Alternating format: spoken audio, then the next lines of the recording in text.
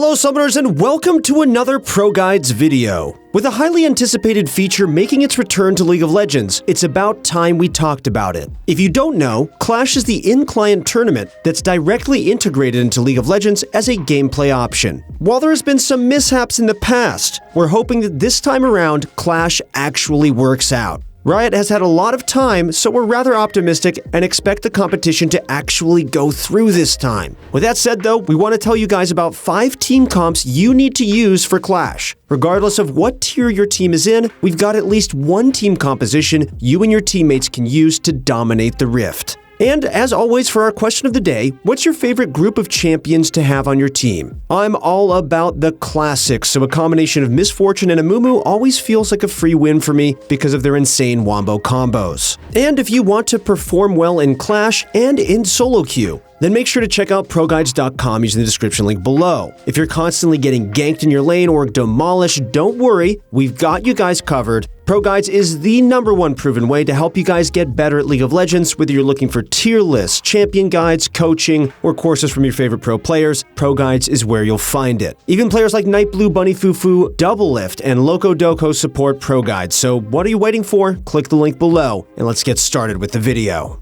Our first comp is going to be the Dragon-centered comp, which consists of Ornn, Nunu, Cassiopeia, Caitlyn, and Morgana. The first team comp we want to go over is one focused on the newly reworked Dragons. It's Ornn top, Nunu jungle, Cassiopeia mid, Caitlyn, and Morgana bot. For bans, make sure you ban some bot lane counters like Nami and Janna. With the increased value of Dragons and the addition of Dragon Souls to Summoner's Rift, it's no surprise that Dragon is a much stronger win condition than before. Whether you're tier 4 or tier 1, any team can utilize this team composition as Dragons are a reliable way to win more games regardless of skill level.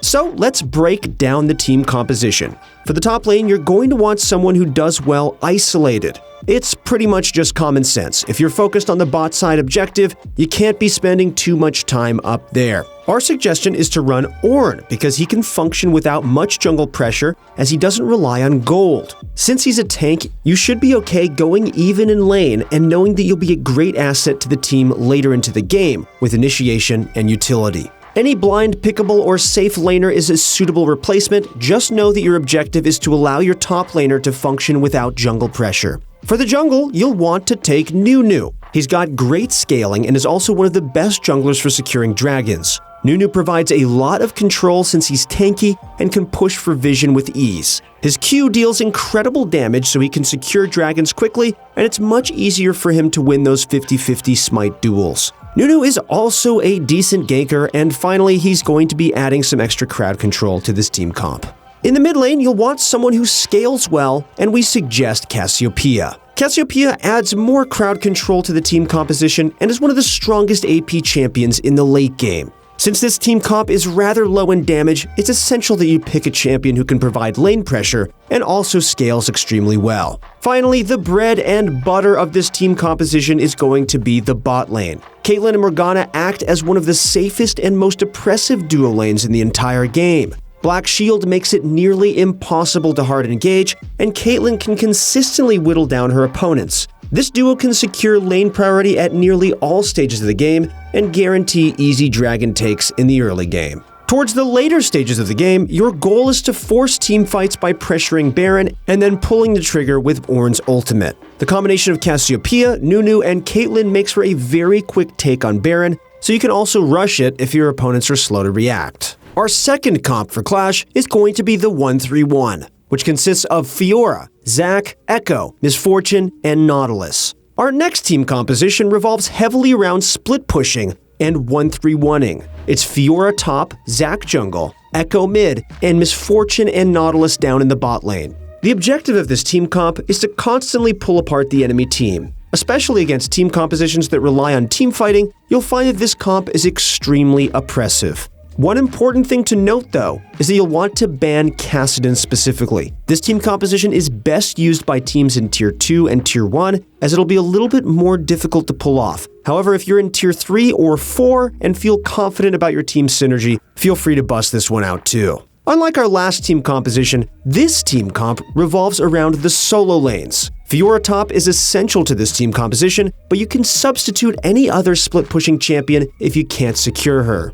Fiora is one of the best top laners in the game at the moment and is arguably the best split-pushing champion. She takes turrets so quickly since she has auto-attack resets with her E and can also hit turrets with her Q. This insane turret-taking speed forces her opponents to make decisions quickly and rashly. Rush decision-making is usually imperfect, and you can take advantage of this as a team. In the jungle, you'll want a tank jungler who can gank well. Since you're playing around solo laners, it's pretty important that you can set them up for success. Zac is a great ganking champion and will act as this team composition's main frontline. Replace him with whatever you can if needed, but he'll probably be the best candidate. Zac's extremely long gank range and powerful turret diving applies so much pressure on enemy solo laners. You'll want to have him spam gank either mid or top to help them acquire leads so they can transition into a 1-3-1 later. In the mid lane, you'll want to take Echo. Echo is a safe yet aggressive pick who can also split push effectively.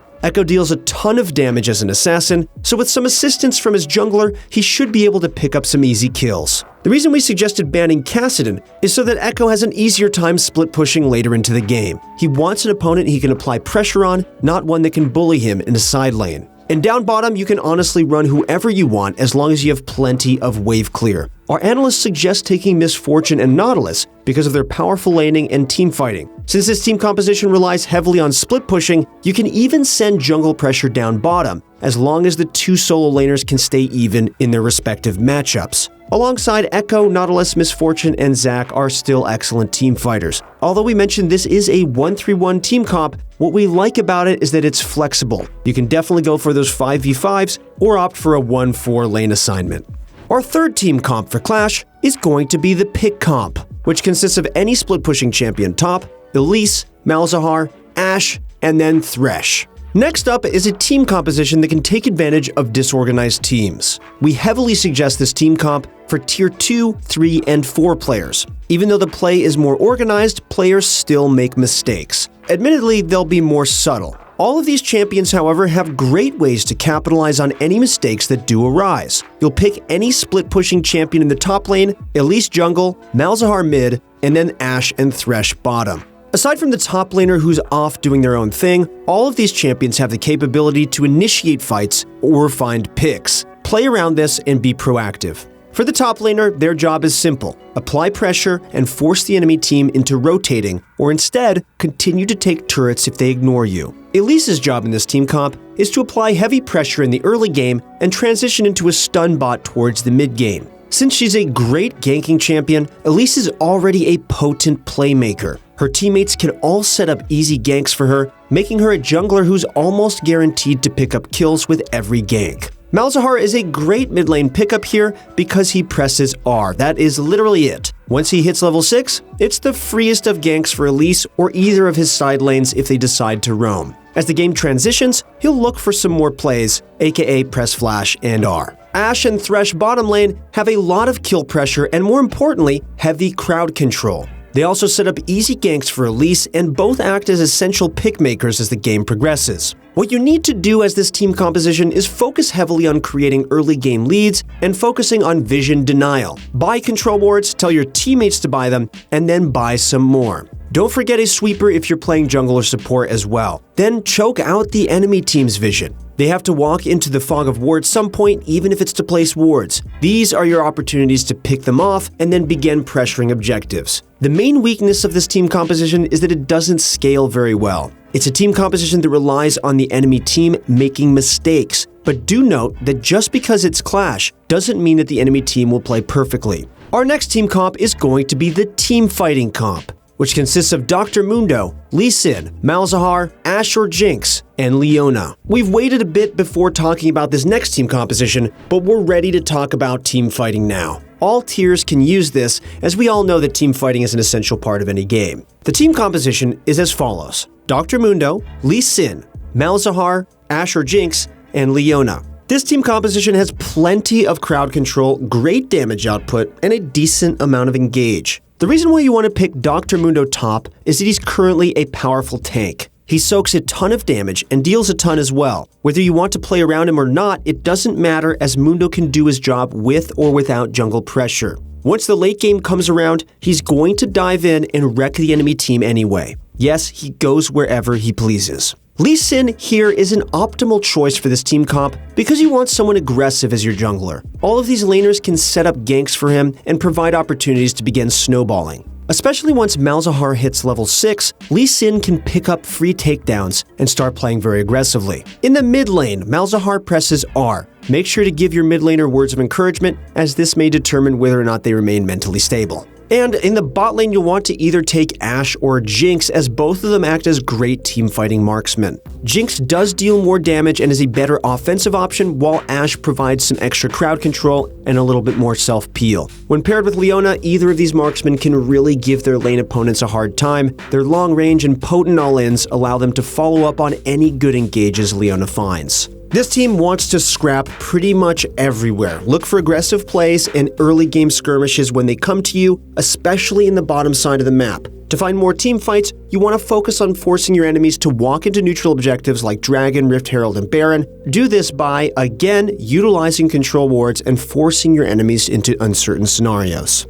Our final team comp for Clash is going to be the early game comp, which consists of Renekton, Warwick, Aurelion Sol, Caitlyn, and Nautilus. Our final team composition is one suggested for Tier 1 or Tier 2 teams, as it's a little bit more difficult to execute. This team composition relies on early game domination and snowballing leads. We've got Renekton top, Warwick jungle, Aurelion Sol mid, and Caitlyn and Nautilus bottom. All these lanes are independent, aggressive, and powerful. Hopefully you'll end the draft with 2 or 3 winning lanes. If not though, you'll at least be able to push in mid and bottom in most cases. Utilizing lane priority, you want to enable Warwick to invade and also force early game dragons. Since this team composition falls off pretty hard, it's essential that you either secure the Dragon Soul or absolutely stomp the early game. There's not much we need to talk about with specific lanes, but do note that you can replace any of these champions for comfort picks, counter picks, or other lane bullies as long as you end up with laners who can aggressively push for lane priority. Aurelion Sol is going to be a hard one to replace though, as he's one of the best champions for teams trying to create early game leads. If you have winning matchups in either side lane, Aurelion Sol's ability to take lane priority and quickly roam allows him to capitalize on his winning lanes. If top lane manages to successfully trade aggressively, he can roam top alongside Warwick and force an easy under turret. When his bot lane constantly harasses their opponents, he can instead dive bottom lane, with Warwick by his side. Wherever pressure is applied with this team comp, make sure that you secure some turret plating and the first turret if possible. You want to get the ball rolling early on so you can have more items than your opponent as the game progresses. Alright, that concludes the video. Thank you guys so much for watching. Once again, if you guys want to get better at League of Legends this season, then make sure to check out ProGuides.com to take your gameplay to the next level. Go find yourself a challenger coach right now and start working on what you need to do to improve. If you found this video useful, please leave a like and consider subscribing to the channel. That's it for the video. Thank you guys so much for watching. Good luck in your next few games, and we'll see you on the Rift.